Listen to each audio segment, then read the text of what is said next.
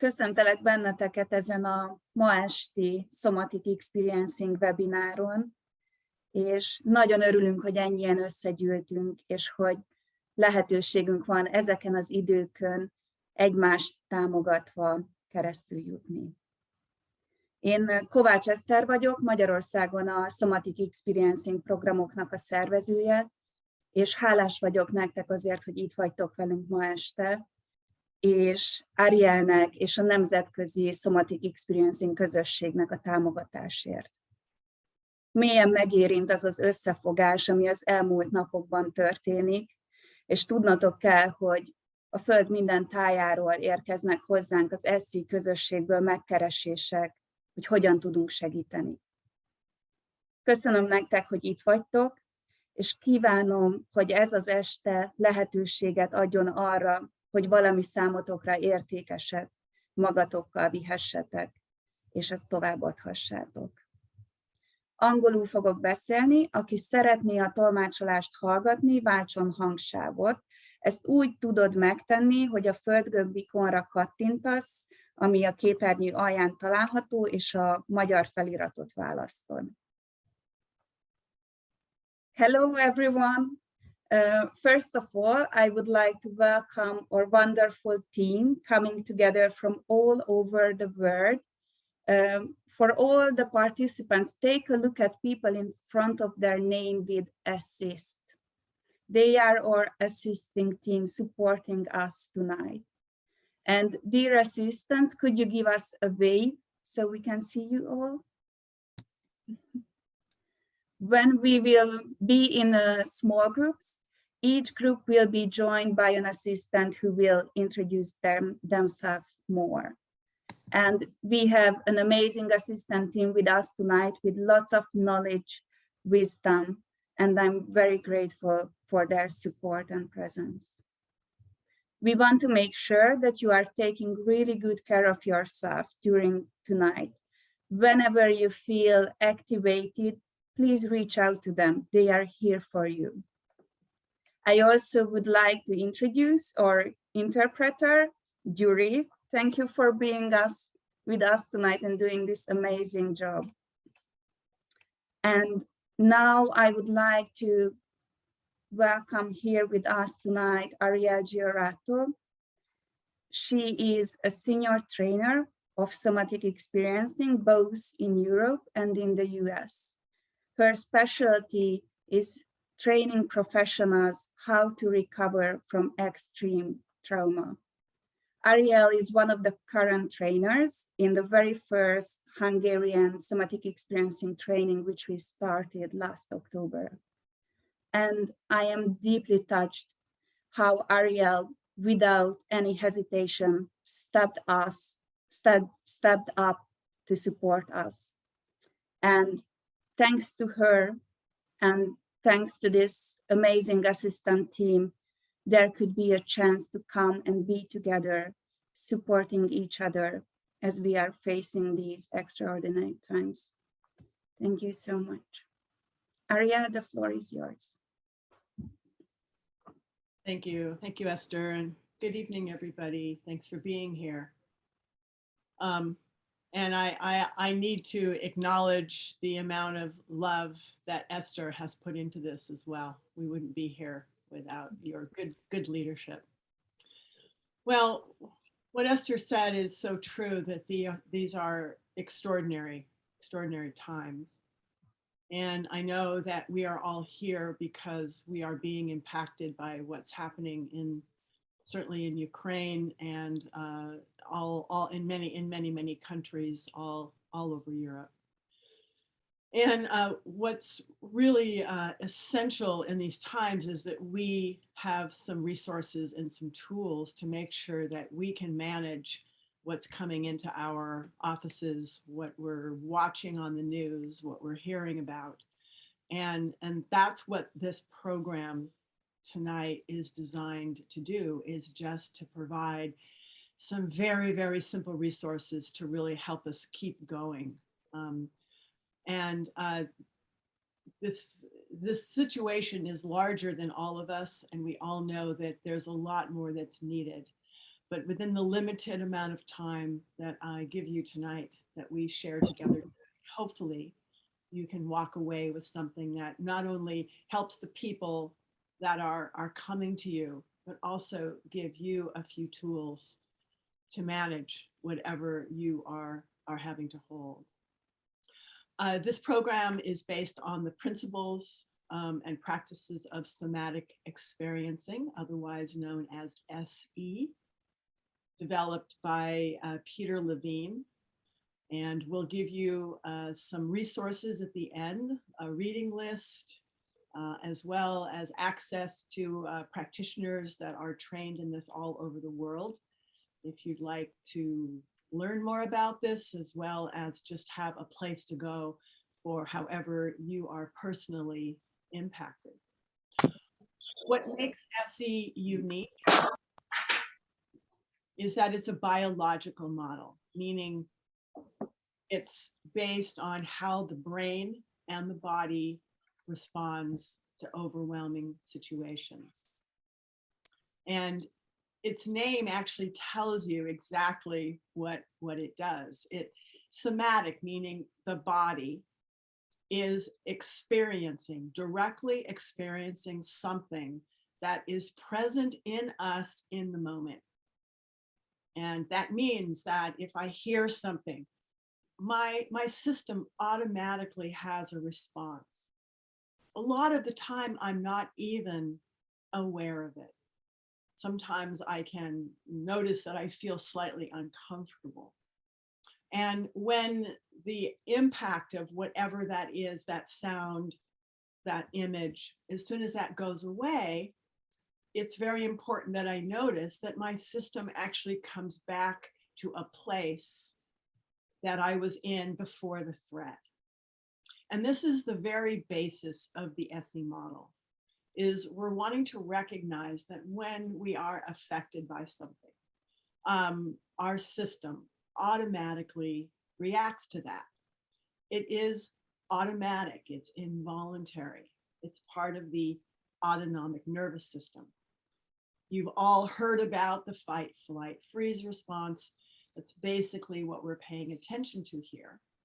But what we're really noticing is how we can all provide what Peter calls an island of safety. That when my system is on high alert, I need to be able to come back to something that is certain, something that is reliable, even if it's only for 15 seconds. And that's what we're going to be learning today. We're not going to be learning how to renegotiate an entire trauma. We're just providing very short, immediate, what you can look at as first aid. The focus is on restoring what we call our terminology is stabilization in the nervous system. Basically, what that means is our focus is on calming the symptoms down from the inside out. The intention is to help bring back the ability to think and act clearly. I'm not solving the trauma, but I'm restoring, helping people restore to a place with greater resilience. And in that place of greater resilience, they're able to think and act clearly, make smarter decisions, and also, very importantly, they're giving their body a rest, even if it's only for 15, 20 seconds, a rest from the debilitating and long-term effects of stress. And our intention is to help you and to help people gain a sense of confidence that they can recognize and normalize the reactions of stress, even when there's a sense of powerlessness about managing what's happening on the outside world. We also know that so many of the refugees that are coming in are women and children, and we certainly want to make sure that the women have resources so they can appropriately attend to their children. So this is our larger goal, our intention.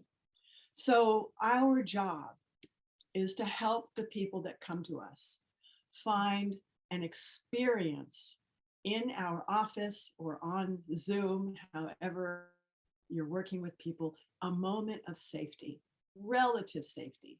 And like I said, even if it's only for a moment, we have to recognize the incredible comfort that our presence can be and how essential it is to give people tools, because what is happening outside is just so big. We'll tell you how to search for existing resources to remind your clients of the resilience they already have. They wouldn't be here if they weren't already incredibly resilient. And instead of focusing on the trauma, our focus is on resources, resilience.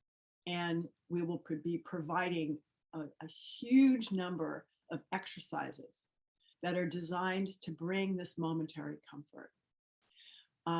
These exercises are designed to take people out of momentary panic or collapse and depression and help restore a moment of resilience in their system. The beauty of these tools is that they can be practiced on their own. You can even give them a copy of the material if you want. So they have like a manual. They're also available for you as a manual that you can return to and work with and practice. And the idea, again, is to get through these tough times and to find a clear brain. They're clearly not complete solutions, but they're a start. Any of these practices can be used with children. In fact, children love these, and many of them are already doing them naturally.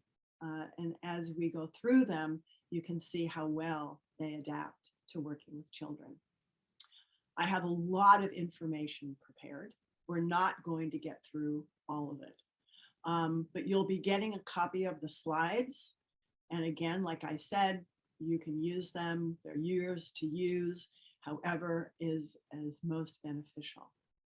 As I said at the very end, we're going to offer some links to other resources, other organizations where you can get more training, as well as finding some personal support for yourself.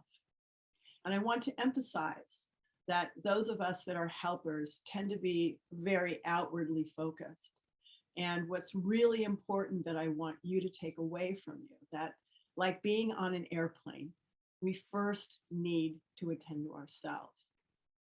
We're not in any use to anybody if we are also caught in the trauma and if we're caught in burnout and compassion fatigue. There's a very nice section at the end of the slides, I'm not going to cover them, about recognizing the signs of when we help too much. And these exercises, if you do them, maybe in between clients or even while you're sitting with people, that will also help minimize burnout. So that's also how these exercises are designed.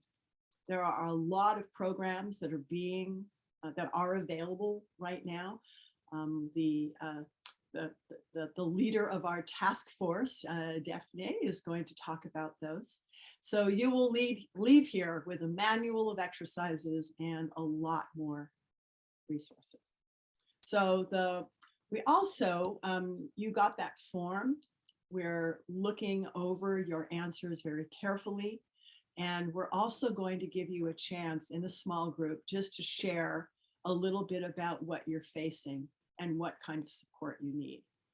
There's no performance in this. It's just an opportunity. It's a few minutes just to share what you're encountering and how we can help you, most importantly. So that's the first part of this program. I'm going to give you a little bit of history, not history, a little bit of the science behind what we do very briefly. And the reason this is that you can understand that there is a very specific intention and reason behind everything we do. And it's also a way that you can describe to your clients why you're asking them to do these rather bizarre things that they may not completely understand the whole purpose of them. So I'm going to start with the slides, and then we're going to do a really nice experiential, a group experiential that will very much put the learning into your body from the inside out. Oops. Here we go. Like I say, you'll be getting copies of all of this.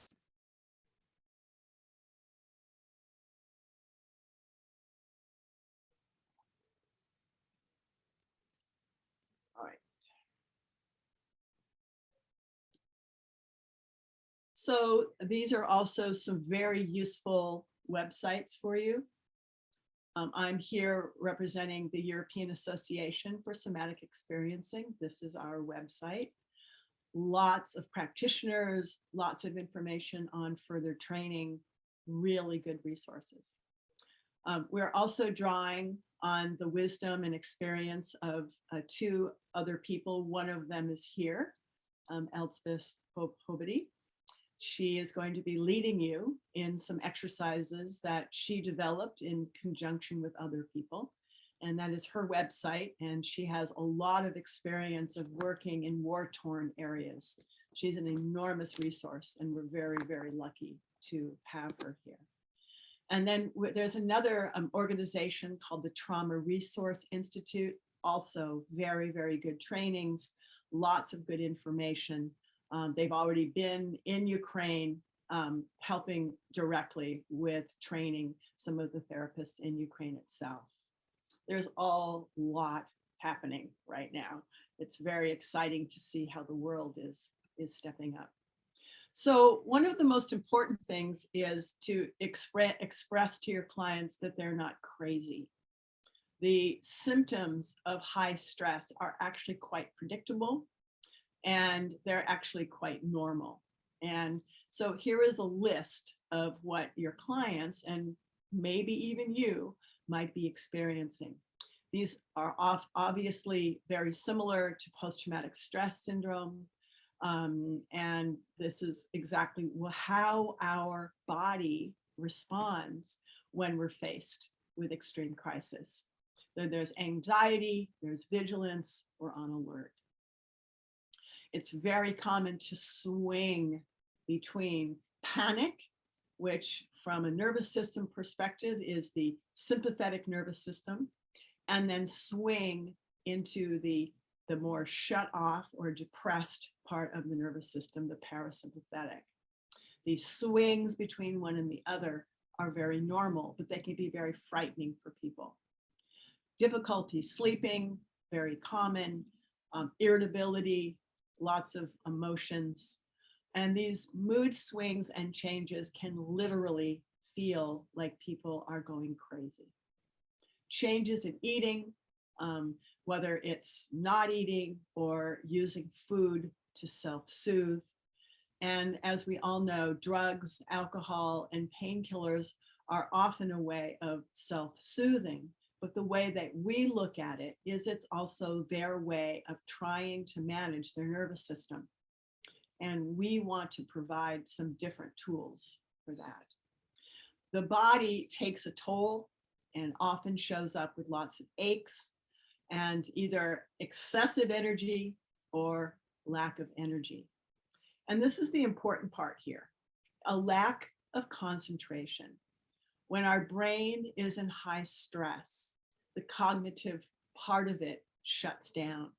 And that means our short-term memory is not available. And what that looks like is you might say something to somebody and they don't remember what you said just a moment ago. There is an inability to retain information when people are in high stress. And this is really, really essential. And these exercises are intended, like I say, just to bring back, not just, but as one part of resilience to bring back the ability to think clearly. Confusion, feeling foggy and numb, is also part of this. Some of that is the chemicals that happen in high stress, the cortisol, the adrenalines, the, what's the other one? The endorphins. These all cloud thinking. Sometimes people have difficulty forming sentences. So we've all seen this. You ask somebody how they're doing and they can't speak, or they're talking urgently. And what is really, really essential is that we help people stay in the present moment. Mostly trauma is about in the past, worrying about the past. And what I imagine is really big that you're going to see is trying to predict the future, worrying about the future. So we want people to come into the moment of feeling a sense of relative safety, feeling the comfort of our presence, and helping, again, their nervous systems to come down just a little bit. So it's good to do a self-assessment tool as well as an assessment tool with your clients when they come in. Where are they? Are they on a scale of feeling relatively stable right now? That would be a 0. Or are they in high panic and distress? Where are they? Where are you? And it can be useful to think about the weather, to think about, oh, where am I? Am I stormy? Am I cloudy? Is it a clear sky? Is there a storm coming? Yeah, a self-assessment is very important. And one of the sort of issues, problems we run into is that when there is high stress in the body, most people want to avoid the body. Somebody the other day described the body as dangerous. The body as a place where there is overwhelming emotions and sensations. But what's true is that if we avoid the body, we also avoid the resources. We avoid the moments of pleasure. We avoid the moments of safety. We avoid and we don't notice moments of kindness that's happening, perhaps in a very simple way. Somebody offering one of your clients their water or a shawl or food for their child. These are situations we don't want anybody to miss, because it's these moments, these are the islands of safety. These are the moments that help build resilience and counterbalance the experiences of trauma. So very, very briefly, I just want to talk about this a little bit. The brain is obviously very complex. We like to divide it very roughly into 3 parts. We have the thinking brain. We have the emotional brain, otherwise known as the limbic system. And then we have the brain stem. And the brain stem is the involuntary, instinctual part of our brain. It's where the autonomic nervous system lives. Most of us are unaware of it all the time. We only can feel it when we're under high stress, and we might actually notice it when we're in a nice place of relaxation. But the rest of the time, it is just working on its own. When we're exposed to high stress, as I said, the cortex shuts down. It is offline. And there's a very important part of our limbic system called the amygdala. And the amygdala you can think of as the evaluator. And it signals danger, and it activates, again, our system to start to prepare for the danger. It also recognizes moments of safety. Yeah. So it's not just about negative parts. It's also about those, like I said, being able to evaluate that at this moment, the only thing that I know is safe and that is certain and secure is there is a floor underneath my feet. We want to turn the evaluator that's always saying danger, danger, danger. We want to turn it off for a moment and have it evaluate that these exercises bring a moment of comfort and safety. And by doing that, it starts to settle the brainstem down. It doesn't have to be on high alert, and it allows the brain to come back on. That's basically what we are doing here. And we want to just notice what these reactions are in our client and to be able to bring on these exercises. So an example of this is that we smell smoke, right? Now, I live in a high fire danger. So when I hear smoke, my body goes on high alert and I'm like a dog. I am sniffing. I'm trying to identify where is the danger? How far is it? Now, if I know that it's winter and people are just merely burning wood for warmth, my evaluator goes, it can't be fire danger right now, it's winter. All that is wood burning, and my system will relax. The same thing with many of us work with returning soldiers or anybody who has survived war, where something like a loud noise can be felt as gunshot. And the evaluator is going, where's the gun? Where's the danger? But if it's really just fireworks, or if it's just a door slamming, our evaluator can go, oh, no, that's not what that is. But when someone has chronic stress, and this is what we are trying to prevent, obviously, many people have PTSD, post-traumatic stress, where even though their evaluator says it's not gunfire, their bodies are still going to get stuck. And we have to work even more harder to bring them back to the present moment. It will just take more time.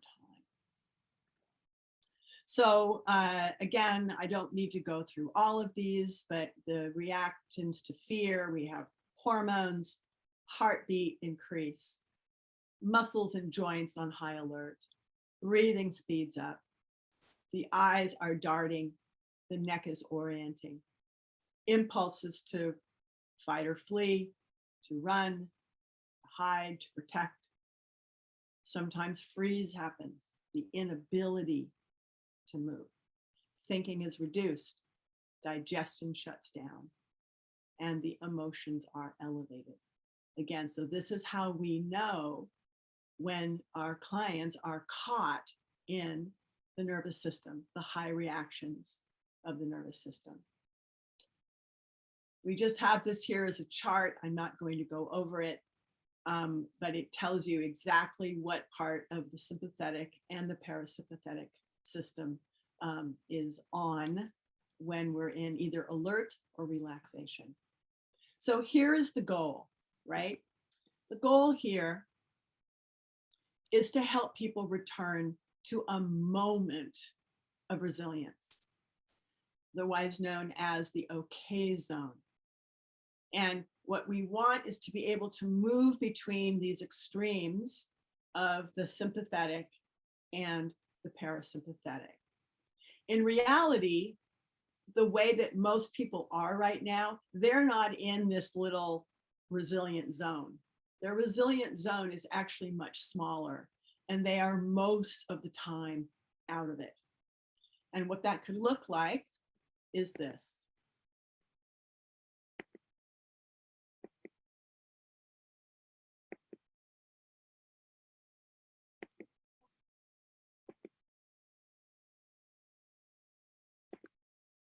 So what we have when our nervous systems are challenged, we can either get stuck in the high zone, which is sympathetic. And that looks like high anxiety and panic, worry, rumination, irritable, mania, angry outbursts, and pain.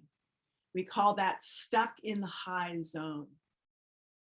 Or we see people coming in stuck in the low zone. That's the parasympathetic. And that's depression, it's sadness, It's apathy. There's no energy. There's no motivation. They feel isolated. They're exhausted. They're fatigued. And these exercises will help bring them down a little bit more into the resilient zone. That's what we're trying to do here. Come back to the resilient zone. And the resilient zone is where people can move between these feelings and reactions without getting stuck in high or low. And in a perfect situation, these exercises help people recognize what it feels like to be in the resilient zone, and they might just do some of them. That helps bring both the emotions down and the reactions into a more manageable place. That's what we're hoping for. So what is it that gets people out of the brainstem? How do we change our evaluator?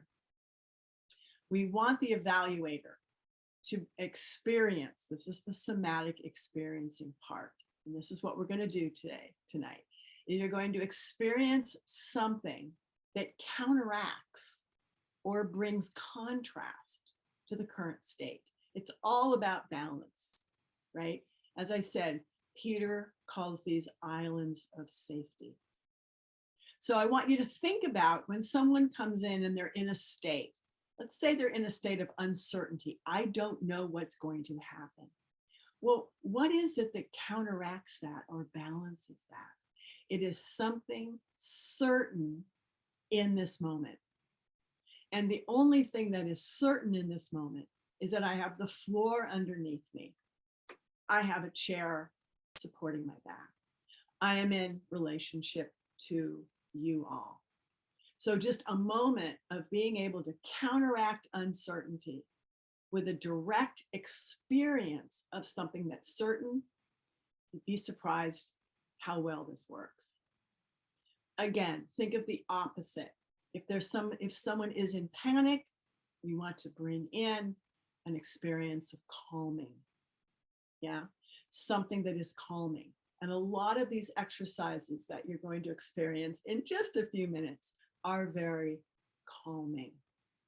And the key here is to feel the effect that the exercises have on what someone is experiencing.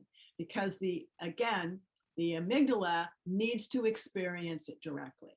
You can't just say, calm down. The amygdala needs to feel what calming feels like, which is usually a breath, some spaciousness, a feeling of things settling down, a direct experience. Now, if someone is in panic and they go into freeze, what's the opposite of freeze? Movement. There are exercises that will discuss movement. What is the counteraction, the balance of fear? A felt sense of safety. And the felt sense of safety might be just the room that someone is in. If they have fled their country, perhaps just being in a safe country for a moment has a moment of relative safety. So it goes on, but I want you to start to think about not what the problem is, but how you can bring in something that balances it just for a moment. And that's what we're going to be doing. So I'm actually going to turn this off. And you are going to have access to everything that Elsbeth is about to do. So I want to invite you, don't take notes. Close your notebooks and do this along with her. It will make such a difference. I'm going to repeat, every single one of these is written down for you. You don't have to take notes. They're there for you. All right. So Elsbeth, are you ready for this? Yeah. Just unmute. Good evening, everybody. It's a great pleasure to be here with you. Thanks very much, Ariel, for all this introduction. I will guide you through some exercises, And to start with, I would like you, what Ariel was saying about self-assessment. Where are you? If 0 is completely relaxed, very good, very nice, and 10 is panic or depressed or whatever, where do you feel you are right now? If somebody wants to write that in the chat, that's okay. If not, just take a moment.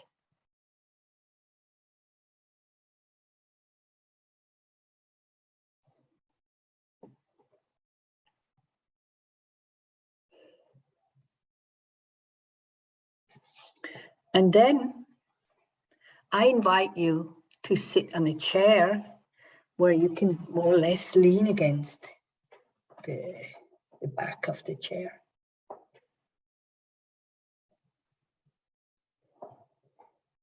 And possibly not to go like this, but to have the head more or less stable.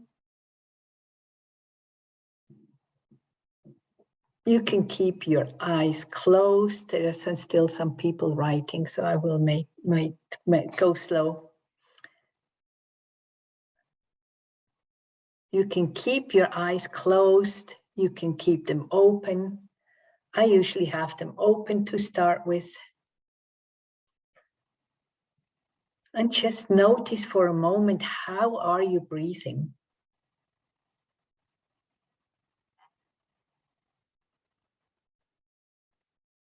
It's not about taking deep breaths. No, it's about just noticing, oh, I'm actually breathing deep, or am I breathing shallow? And everything is okay. There is no judgment on it. Just notice how you breathe.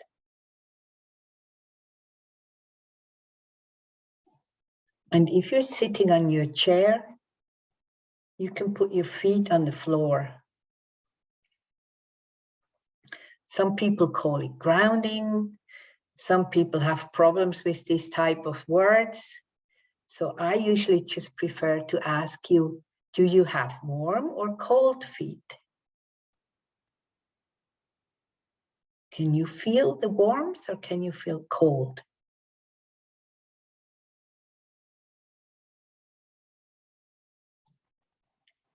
Can you feel if you have any socks on?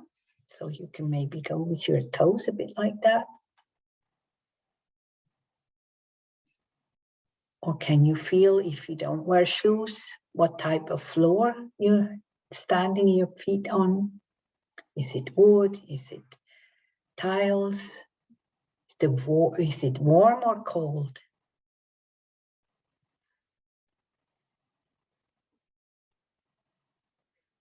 And sometimes you can feel that you suddenly take a deep breath. This is part of starting to what we call regulate. It's starting to stabilize a little bit. Then you can go with your thoughts, lift up with the hands on your thighs, go through the knees, have your hands on the knees and feel if they're round.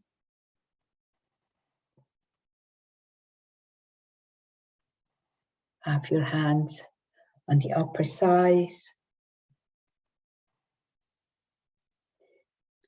And then feel how you're sitting on the chair. Do you feel light or heavy? How are you sitting on the chair? Sometimes we can even feel the bones sitting on the chair.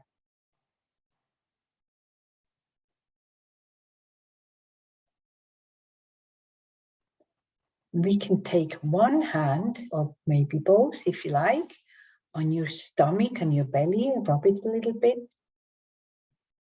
And then take one hand to go behind on your back. And what this does, you suddenly realize, oh, I'm actually three-dimensional. I have a body.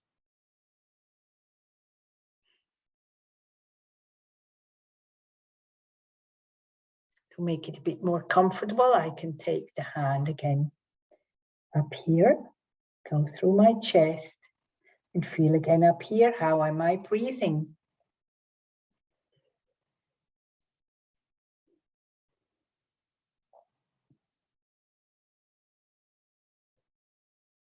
Then I invite you to close your eyes for a moment. Just feel your hands. Put your hands together and pretend that you're washing them.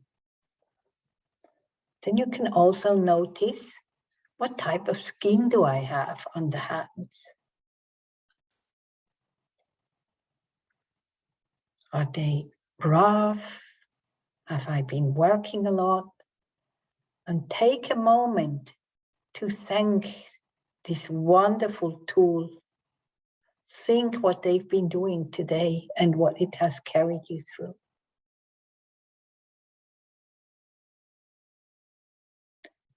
And then you can use them today to relax your head a little bit. Just go on top of your head.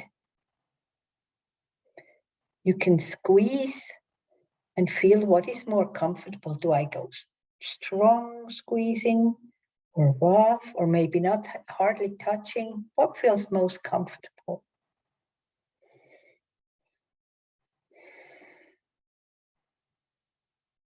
And if you like, you can even turn it around as well and see, oh, I have a round head.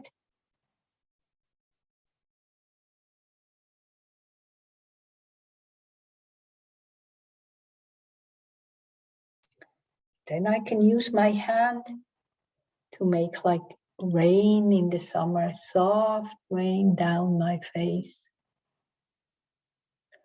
Or a warm shower down my face. It makes open up the mouth.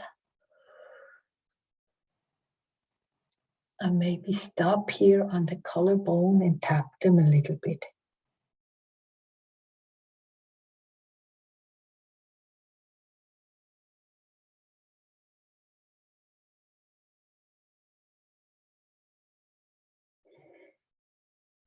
And then I even invite you to get up for a moment. Stand up.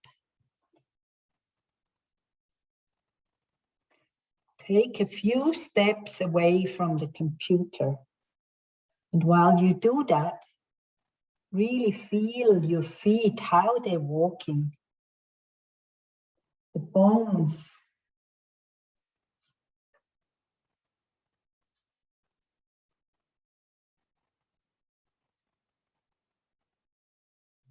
You can go around in the room.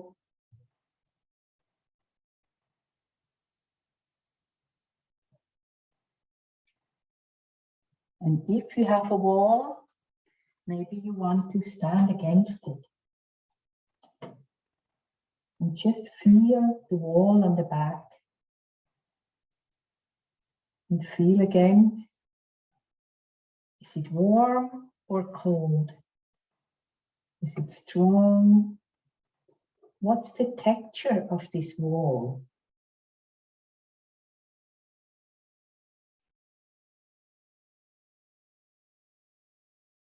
Make slow movements to come back to your chair.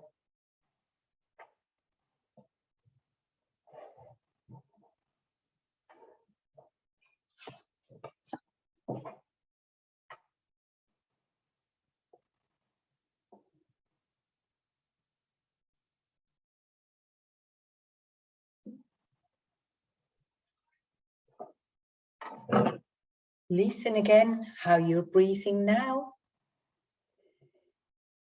Did anything change? How am I breathing?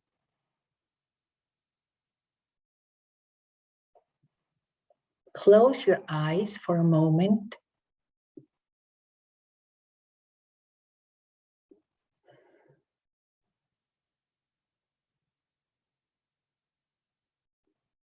Notice how you breathe.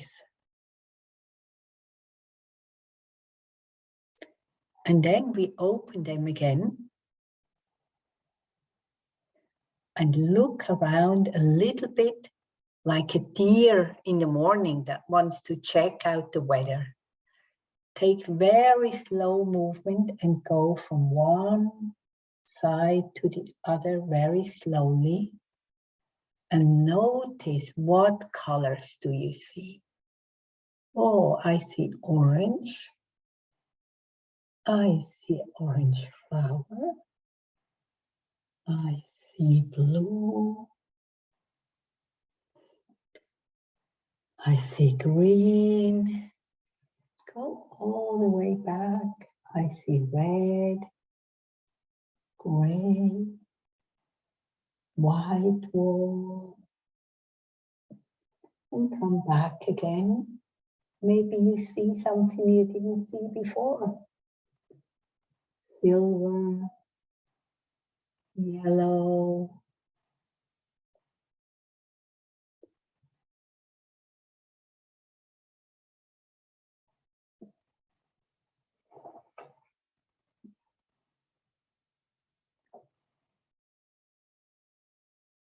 And when you're again looking at the screen or in front of the computer,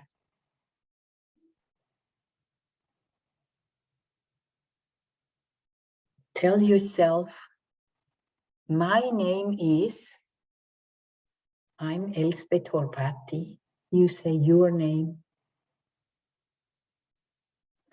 I'm 67 years old today, this year. I am right now in Winterthur, Switzerland. Say where you are to yourself. And today is the 9th of March. And it's almost 8:30. I have arrived here.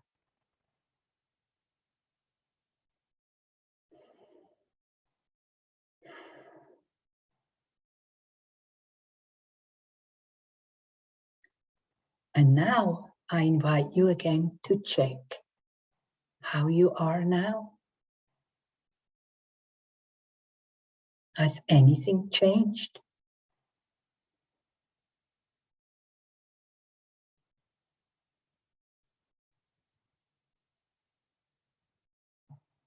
Thank you very much, Ariel. I'll hand it over to you again. Beautiful. I do see that there's a question. There's somebody who lifted up the hand, yes? Yeah, I just want to say one thing first. Thank you. That was beautiful. I feel much better. These exercises are not intended to be like a dialogue, like she just did. This was intending for you to feel certain ones that work for you. Some of them are designed obviously just to bring someone into a place of safety. So you might just do one.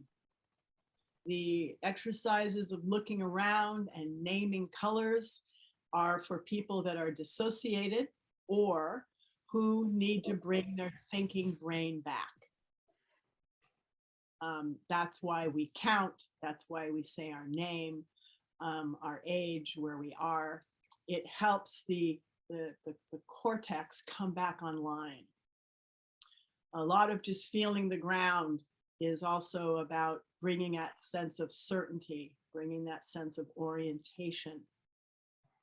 So, like I said, you'll have all of these and you can just pull on one or two as is needed. You don't need to guide them into a, as much as I love that, you'll have this recording also. So you can listen to the recording. And some people like these exercises just to help them fall asleep at night. Yeah. All right. So is it Carmenos? You have your hand up, sir? Yeah. Attila, Kormányos Attila, kérdésed van? Do you have a question, Attila? No. Not really. This is my I have a technical issue with my computer, so randomly something. I'm sorry for that. Okay, Other. no problem. All right. So any questions or comments before we move on to the next exercise? How was that for you? Maybe thumbs up or nothing happened, or someone said sleepy, and sleepy is actually not unusual. Sleepy is when we are in a high level of activation. And when parasympathetic comes on, we are often sleepy. It's like, that's the balance. And that's often why people are hesitant to stop, because they're afraid that they will lose their energy. But actually what happens is you just sit with the sleepiness, don't go into the sleepiness, but just let the sleepiness be there. Your system will come back and be a little bit more resilient. So sleepy is normal. Calmer, good, excellent. All right. All right, so we're going to go, if there's no questions or comments, we're going to go into our small groups.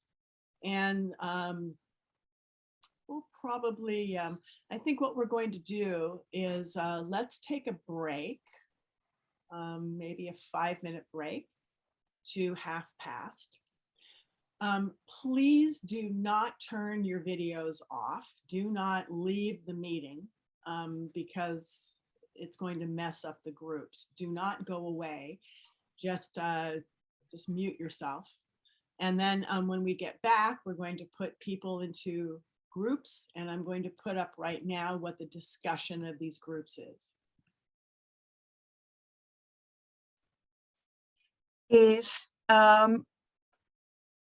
még annyi kérésünk lenne, hogy azok, akik jelezték, hogy magyarul szeretnének beszélni, és tolmácsot kérnek a kis csoportban, ők ellenőrizzék le, hogy az a nevük szerepeljen itt, ahogy regisztráltak, mert az segíti nekünk a csoportokba rendezést. Köszönjük szépen. Okay. So here's what I'd like to have happen in the small groups. One, just take a time to connect with each other. It's so important that when we're dealing with big stress things, that we don't work in isolation. We really need each other. We need to have people that we can call during the end of the week and just talk about how your week was, what you encountered, as just kind of peer support. So one thing I invite, if this feels right to you, that if you'd like to exchange numbers or texts or emails, you can use the people in this group as a kind of peer support. That would make me very happy if you did that. But here's the question is, what exercises worked for you? Was there one in particular that your body liked? And then we want to open up a little bit of a discussion about what's coming into your office. What kind of issues? Who are you seeing? And most importantly, what do you need? And how can we as an organization help you? Now, we did send out that form, so I really invite you to fill out that form in great detail. And try to keep this short. You're only going to have about 3 minutes each. It's going to be very quick, but we want to give you a chance to have a voice, to name what's going on for you. We want you to feel heard. We want you to know that we care. And we want to help you with some resources.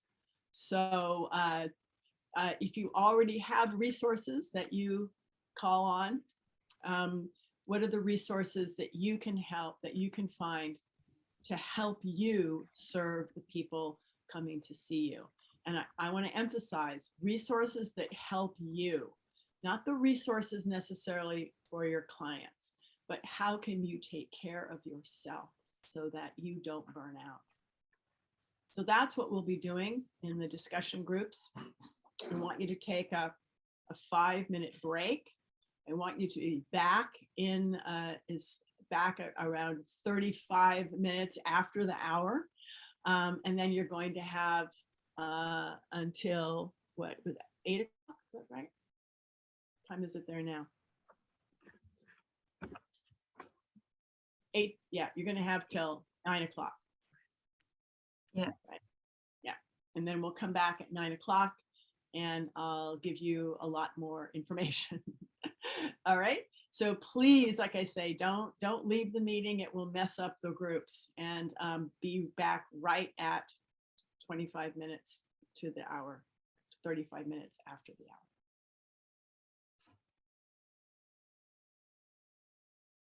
I hope that was useful for you.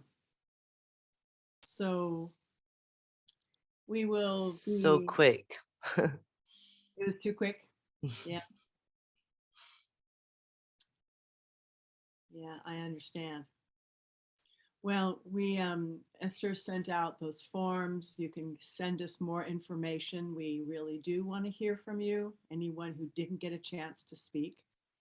And we'll be taking the information that the assistants collected and deciding how we can help you further. So that's how that information is going to be used. And it will all be confidential, so not to worry. So I wanted to just give you one little more piece of information that's really important. Something that, again, when you're sitting with people and they're telling really intense facts, or they're talking about their story. And again, we're always looking at how we can bring balance. If someone just talks and talks and talks about something, it's very easy for both you as the listener, but also for the client to get caught in, again, stuck on high or stuck on low. And in the same way that we are bringing in these exercises, there are certain things that you can ask that help bring a balance and help keep someone from getting too activated. And this is a very big, important part of the SE model, which is what we call gathering resources. And again, resources are such an important thing to bring to people's awareness, because there are already ways that they are getting through this situation. They have already encountered people that perhaps showed them some kindness. They made some choices that helped get them through this situation. And so it's important that we balance the information with the pulling out these situations of rightness. And so that's what we're going to talk about next. And again, you'll have all this information. Don't feel like you need to take too many notes on it. But there are many, many different kinds of resources. And again, connecting people to their resources. We have external resources, we have internal, and we have cultural.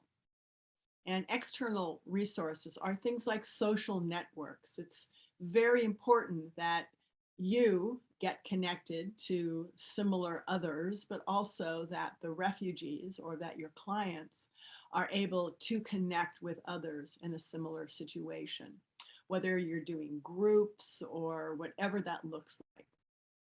Something that really, really brings resilience and regulation is any moments of human kindness. When someone is in terror, something as small as kind eyes, or someone who hands the person some water or a blanket, or even something as simple as a smile, the noticing of that can bring someone out of a high level of distress into a more resilient zone. Connecting to their own community, obviously, is very important. Places of worship, places of faith, spiritual practices, rituals. Just 2 minutes in nature. And this is what I do when I get stressed. I go outside, I sit in my yard I force myself to sit for 5 minutes. It doesn't have to be very long. It's just a break. Eating healthily, beneficial eating and sleeping if possible. And then affection and touch. And again, sometimes you might have to do self-touch, like some of the exercises that Elsbeth did with you, or just getting affection from family, from friends, from children, from partners and pets. And again, what's so important here is as they recall their resources, you want them to feel the effect that noticing this resource has on their body, has on their nervous system. As they imagine getting a hug from their best friend, what begins to change inside? What shifts for them? And bringing awareness to that is a very important part of the practice. Moving can also be a huge resource.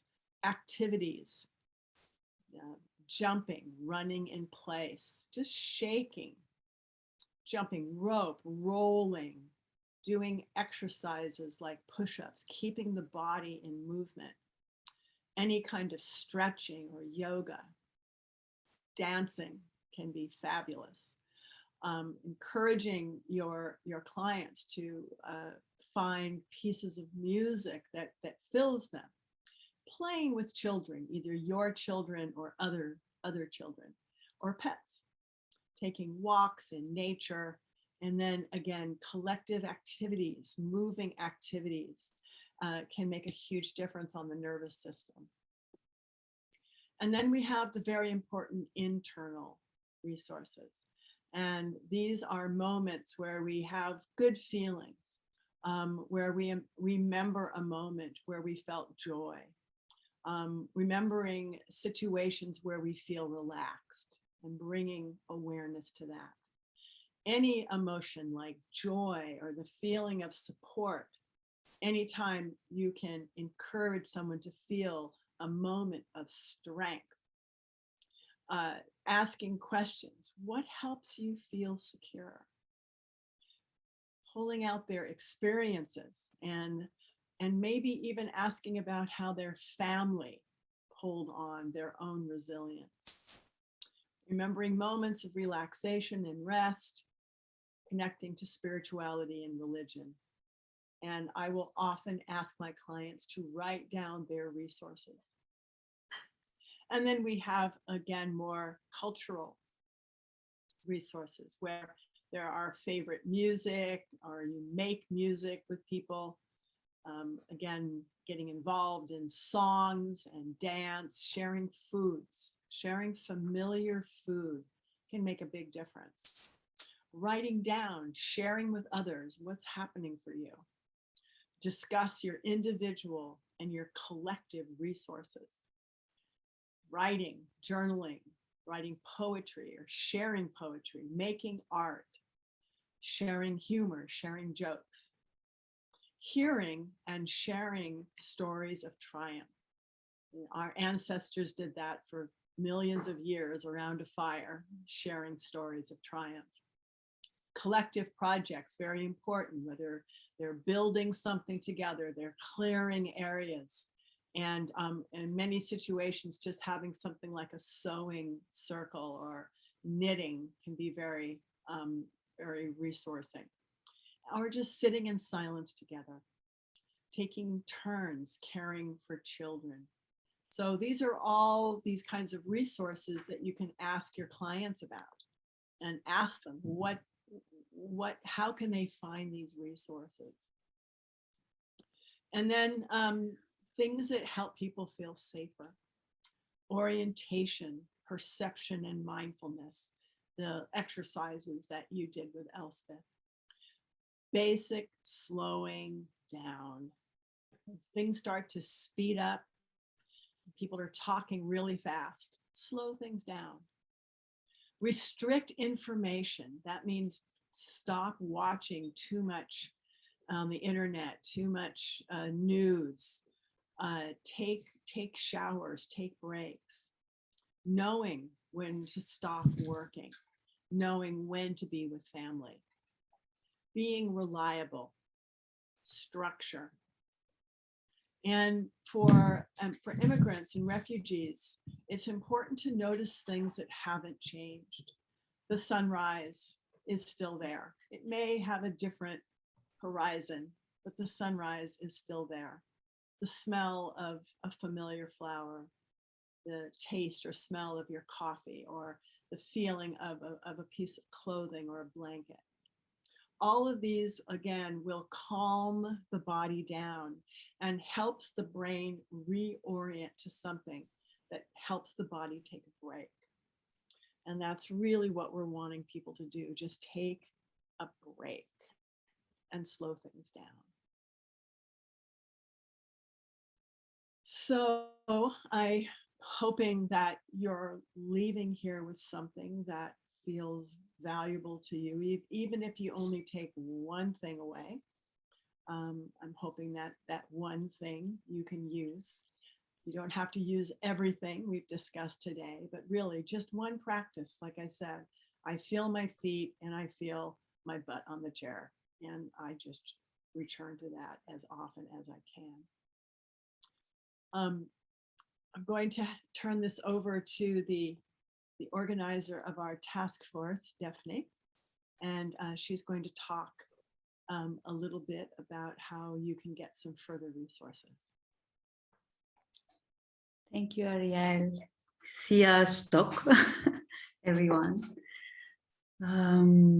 Yes, there's a lot happening, and as Ariel has given us a beautiful outline of how to deal with it ourselves and helping others. First, I'd like to thank all of you for willing to be help for others. But as Ariel very clearly emphasized, that we need to take care of ourselves and check in with ourselves before we reach out. And we are also aware of the difficulty of doing it ourselves. So we need some support, peer support, to remind us to take care of ourselves. And as the Somatic Experiencing Ukraine Task Force, which is a collaboration between EASE, European Somatic Experiencing Associations, and SEI International, we are trying to gather our forces, and we are not rushing. We are slow but sure steps, taking slow and sure steps to mobilize our resources as the Somatic Experiencing community to support you and our colleagues who are very close to the Ukrainian borders, who will be needing support now, short term, but in the midterm and in the long term also. So we are trying to plan and organize our resources mindfully so that we don't burn out fast. And we do remind ourselves to take care. So in the coming weeks, we are going to gather hopefully some forces to support one-on-ones, peer groups, and trainings and meetings like this around Europe. We are reaching out to our teachers, we are reaching out to our senior assistants and our practitioners who can do that. And you will be receiving through Esther a form like what we have just provided to maybe match you with the providers that may support you with your specific needs. Of course, it's impossible to answer every specific need, but we are really trying our best through the forms that we were sending today to gather and centralize this information and disseminate it to the right people. And we are also planning to collaborate with other non-governmental organizations and governmental organizations to generate more support for you and for the people that you're helping. And for that, if you have any questions, if you have any specific needs, apart from filling the form that Esther was providing, you can also write to us. We have an email address. It is SE Ukraine Task Force @traumahealing.org. And we can write it on the chat, and it's also in the form. If you have connections, resources, or needs, you're welcome to write to us. We are developing our team. It's a small core team now, but we are also getting support, and we're going to be hopefully passing through this difficult time together. Thank you so much.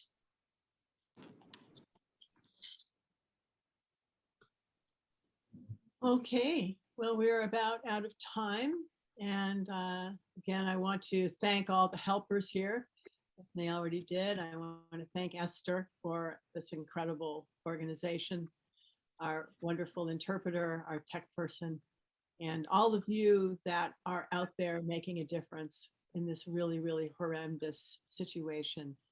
So keep up the good work, take care of yourself, and keep in touch. And as I say, I hope this was useful. We pulled this together in about 4 days, and we're all just learning ourselves. So thank you for your patience and your interest and your availability. So blessings on all of you. Take good care, and let's do this together. Huh? Thank you. And Ariel, I would like to appreciate how you are here with us and how you are supporting us as we are facing these very challenging times, because without you, we couldn't be here today during this evening. So thank you so much. And wishing all of you a really good evening. Thank you for this wonderful, amazing assistant team coming together, joining us.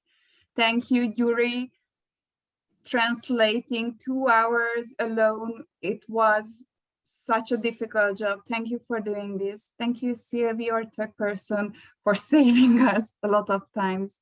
And thank you for all of you for coming, joining, and sharing these times together. Thank you for all of your work. Köszönjük, hogy itt voltatok.